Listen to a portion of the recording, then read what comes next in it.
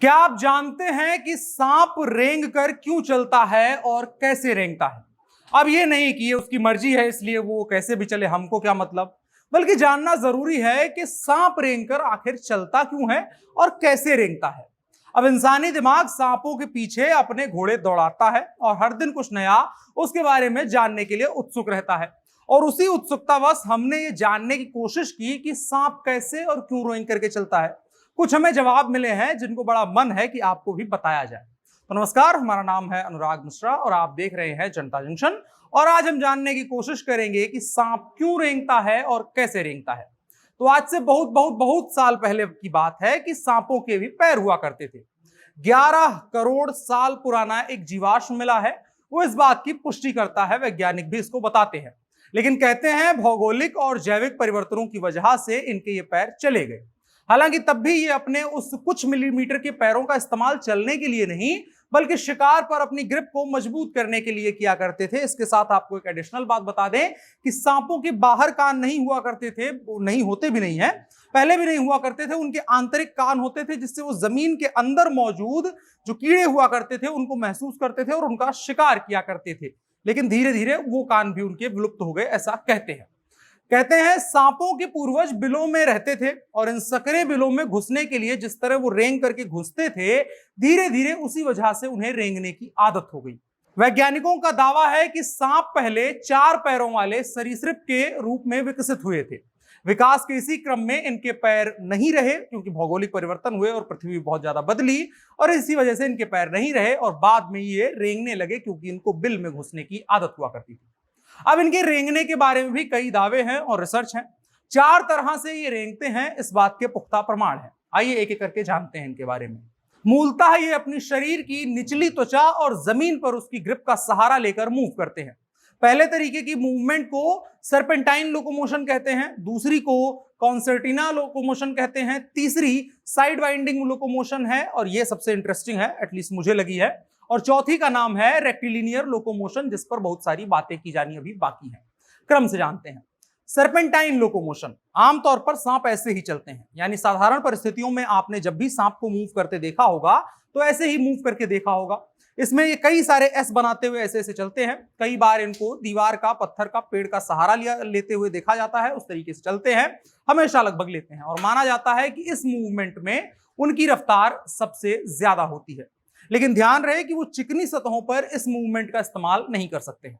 इसके बाद आता है कॉन्सर्टिना लोकोमोशन। ये मूलतः सांप पाइप के बीच में, जमीन के अंदर या किसी ऐसी जगह पर जहां वे सर्पेंटाइन या कोई और मोशन नहीं कर सकते हैं, वहां पर इस तरीके से चलते हैं सक्रिय जगहों पर। इससे पहले वो, इसमें अगर आप मूवमेंट को देखेंगे तो पहले वो शरीर के अगले भाग से ग्रिप बनाते हैं, फिर पीछे के हिस्से को खींचते हैं, फिर आगे के हिस्से की ग्रिप को छोड़ देते हैं, अगला हिस्सा आगे चला जाता है, फिर ग्रिप बनती है, फिर पीछे का हिस्सा खींचते हैं और चलते चले जाते हैं। इसमें रफ्तार अपेक्षाकृत कम होती है और लगभग एक कर्व, जो धन्वाकार अगर हम कहेंगे, उस तरीके का आकार बनता है इसमें। तीसरा जो बहुत ज्यादा दिलचस्प मुझे लगा है वो है साइड वाइंडिंग लोकोमोशन मेथड। ऐसी चाल सांप चिकनी सतहों पर चलते हैं जहां ग्रिप कम होती है, जैसे कीचड़ में, रेत में, बर्फ में, इन जगहों पर ग्रिप कम होती है या ना के बराबर होती है। साथ ही जो सतह का तापमान होता है वो भी सांपों के लिए अनुकूल नहीं होता है और इस मूवमेंट को उनको करने के लिए मजबूर करता है। तो ऐसे में अगर आप उनके मूवमेंट के पीछे के निशान देखेंगे, मतलब सांप गुजर गया और उसके पीछे जो निशान छूटेंगे, तो पाएंगे कि शरीर का बेहद कम हिस्सा सतह को छूता है और जगह जगह पर डॉट्स बने होते हैं। इसका मतलब यह होता है कि वो सतह के तापमान से अपने शरीर को बचाते हुए चल रहे हैं।